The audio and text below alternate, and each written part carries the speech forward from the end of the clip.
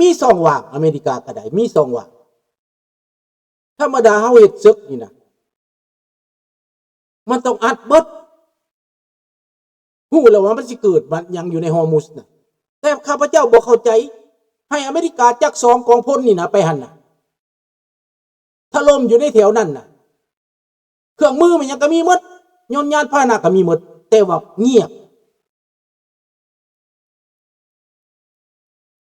บ่เข้าใจว่าเป็นหยัง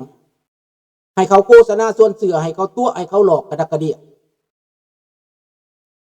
ข้าพเจ้าว่ามันมีปัญหาภายในอเมริกาอีกไหนปัญหาภายในอเมริกา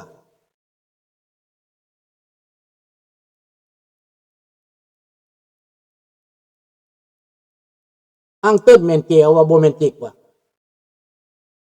ข้าพเจ้าคือว่าเมนโอ้มันเกลเนาะขอบใจเด้อครูวางได้ข้อมูลมาแต่ใส่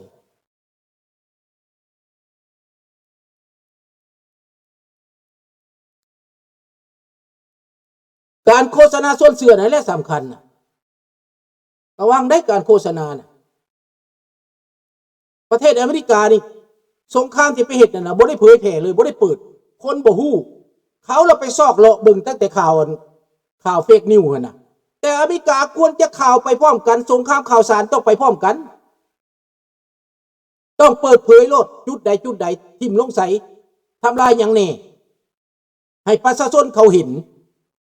อันนี้บ่เห็นข่าวได้ก็บ่ข้าพเจ้าก็เลาะเบิ่งข่าวนี่นะข่าวอเมริกาบ่มีอเมริกาแพ้อิหร่านแล้วลุงว่าซั่นลุงว่าบ่แม่นดอกมันสิแพ้จังได๋อเมริกาบ่ทันได้เข้าไปในดินแดนนั้นมีแต่ทิ่มระเบิดใส่หัวมันสิแพ้แนวใด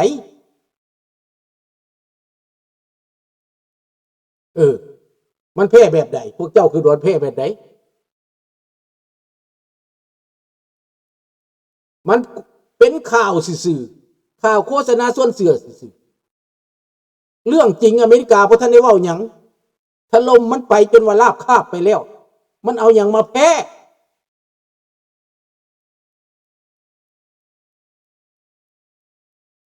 น้ำมันอเมริกากับบ่ดื้อบ่ได้อยากประเทศใดมันอยากแพงกับมันแพงตัวอเมริกาบ่ต้องแพงตัวน้ำมันอเมริกานะมีเป็นหลายล้านลิตร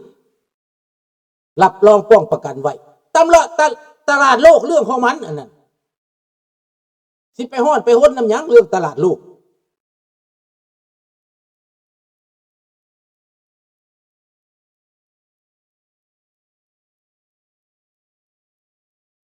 ข้าพเจ้าก็บ่มั่นใจน้ำเท่าโดนัลด์ทรัมป์นี่นะเราเฮ็ดกระเทินเรื่อยๆนะมันนี่แลนไปจับมือกับรัสเซียสิมาล่มยูเครนอีกมันบ่อยากเสือตัวนี้แหละมันใจวาวอยู่ได้ตัวนี้นะสิไปบีบเซเลนสกี้พุ่นนะเป้าหมายเราเท่านั้นเพราะว่าย้อนเจดีเวนนี่สั่งเซเลนสกี้ว่าซั่นไป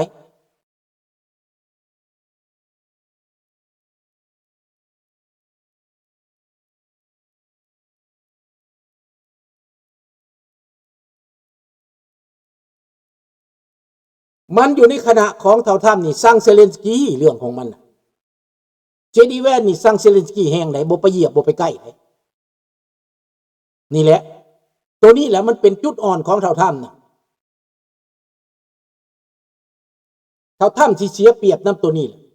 ข้าพเจ้าว่าเท่าเจดีแวนนี่ล่อเสียบเป็นประธานาธิบดีแทนเท่าถ้ำอยู่ไหนถ้ำตกปุ๊บเจดีแวนขึ้นแทนโลดนั่นย่านมันเป็นแนวนี้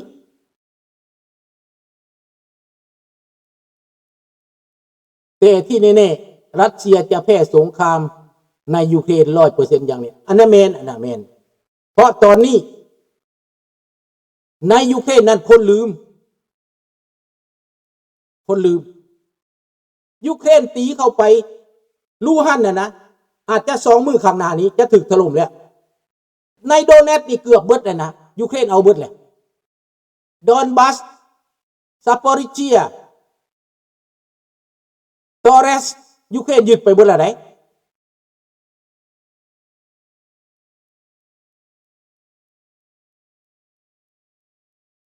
มันก็ห่วงอยู่หั่นแหละเพราะว่าบ่ข่าวหยังนะ เราทำบวกข่าวยังน่ะ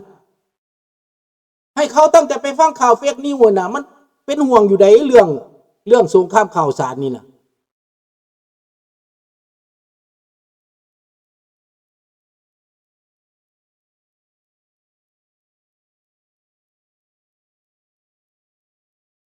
แก่ยาวโลดข้าพเจ้าบอกว่าแก่ยาวมาโลดสงครามนะบ่ต้องเอาเดือนหนึ่งบ่ต้องเอา2เอา3 ปีโลดถล่มมันอยู่หันบ่ให้เงยหน้าได้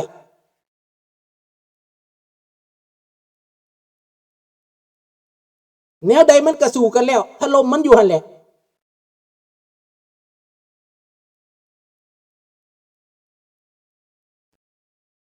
ข้าพเจ้าบอกเข้าใจเท่าท่านแนวนี้แหละแนวเราทิมบักเราขาบักโปรตีนบ่ได้ข้าพเจ้าบอกเข้าใจตัวนี้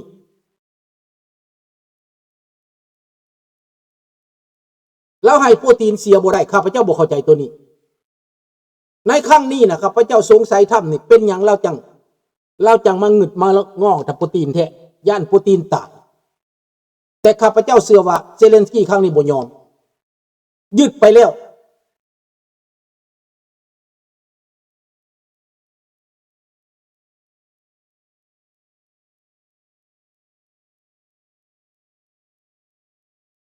ยูเครนยึดไป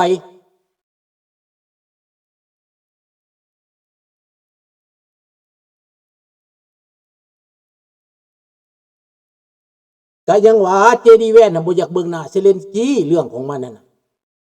ในรัฐบาลเท่าท่านนี่มีจุดอ่อนเด้อมีจุดอ่อนย้อนว่าเจดีแวนบ่มักเซเลนสกี้ว้าวผิดแต่ทำอิฐนะด่าเซเลนสกี้ต่อหน้ากลางเวทีน่ะมันพลาดตั้งแต่พูดเลยความสัมพันธ์บ่ค่อยดีปานใดได้แล้วก็คิดว่าเซเลนสกี้นี่ไปพร้อมยุโรปเรื่องของมันได้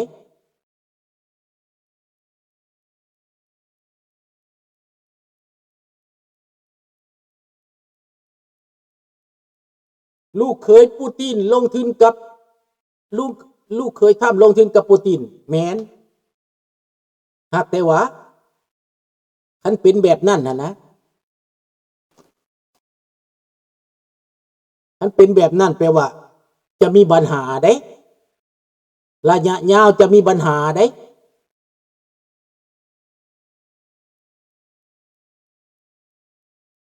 แต่ว่าเซเลนสกี้บ่ยอมดอกซิลินได้กะลินนั่นบ่ยอม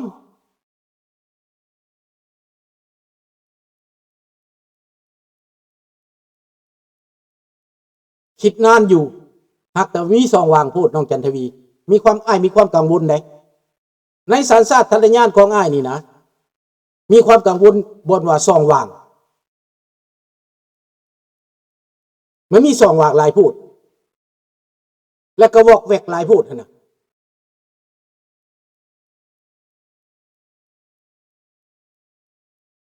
มี2 วางหลายพูดในรัฐบาลเท่าท่านนี่นะ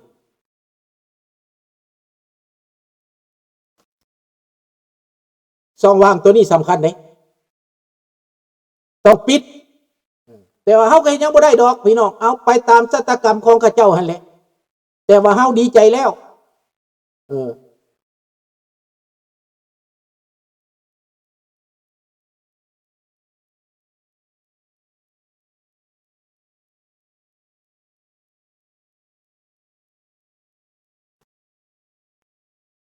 เฮาเฮาดีใจแล้วอ่ะอย่างน้อยอเมริกาก็จัดการอิหร่านมุนลุยปุ้ยไปปานนั้นแล้วนะอันนี้ดีใจแน่นอนดีใจแน่นอน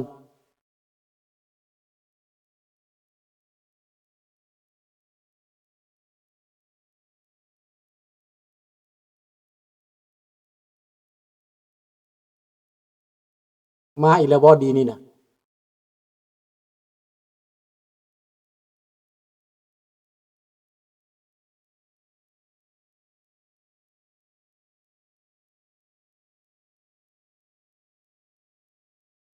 เอาปล่อยมันเขียนเนาะ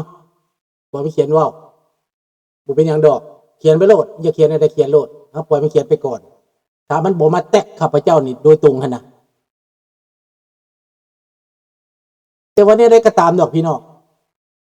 โลกนี้ได้เปิดให้เห็นเบิดทุกแนวแล้ว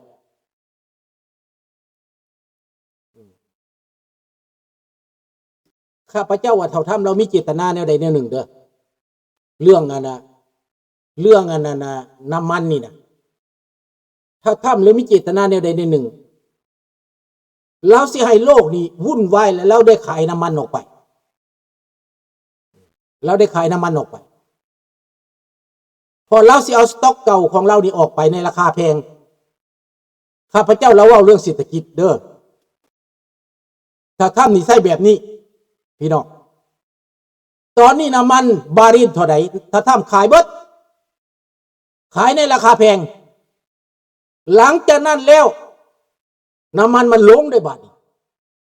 น้ำมันจากซาอุดิอาระเบียได้ออกมาน้ำมันจากเวเนซุเอลาได้ออกมาเท่าทำเก็บตัวนั้นมาสต็อกคืนเก็บสต็อกคืนในบัดนี้ขายสต็อกเก่าออกไปเอาสต็อกใหม่มาแทนไหนเก่งกำไรข้าพเจ้าย่านตัวนี้เท่าทำจะเห็นให้น้ำมันขึ้นโดยปล่อยให้มันเป็นกาโอติกมันเป็นเกมการเมืองถ้าทำปล่อยน้ำมัน 4,000 ล้านบาร์เรลนั่นจันทวีแมนว่าแมนขายน้ำมันเก่าออกไปน้ำมันเก่าที่ข้างอยู่ในสางนะ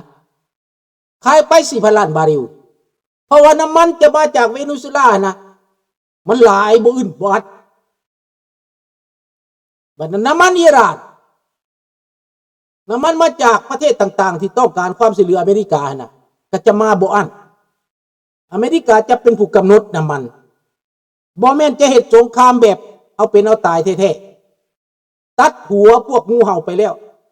ตัดหัวหน้ามันไปแล้วปล่อยประชาชนไล่เหยียบบัดนี้นะแล้วพอข้าอเมริกาเตรียมไปลงทุนที่หลังเตรียมไปยึดเอาน้ำมันของอิหร่านที่หลัง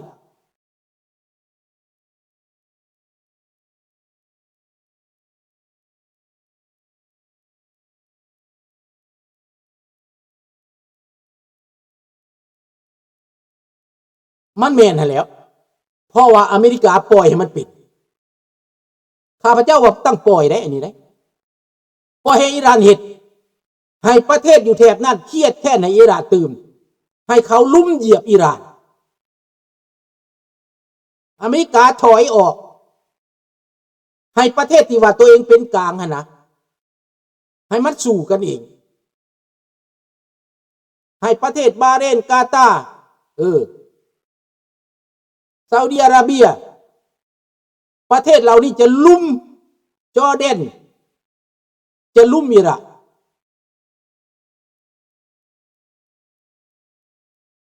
อันนี้เป็นเจตนาของโดนัลด์ทรัมป์ถ้าอยากปกป้องมันปกป้องได้แต่เป็นอย่างบุกปกป้องเปิดช่องแคบมามุดก็เปิดได้บ่มีหยังถล่มเรียบโลดก็ได้นะB-52ถล่มจนนั้นไปบ่ได้พุ่นนะ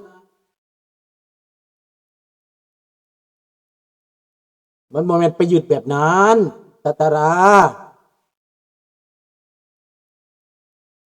เขาบ่ต้องไปยึดแบบนั้นปล่อยคนอิหร่านเขายึดยังวะคนอิหร่านเขาอยู่ทางนอกนี่เป็นหลายล้าน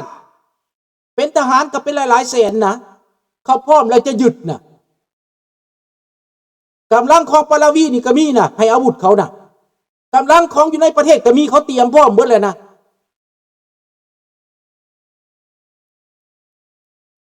เห็นบ่ล่ะอเมริกาบ่จำเป็นไปลงอยู่หรอกอิหร่านนะเพราะว่าอเมริกาบ่จักคนอิหร่านบ่จำเป็น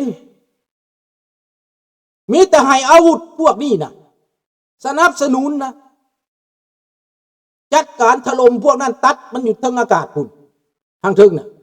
ทางลุ่มพื้นดินนี่ให้ประชาชนเฮ็ดเอง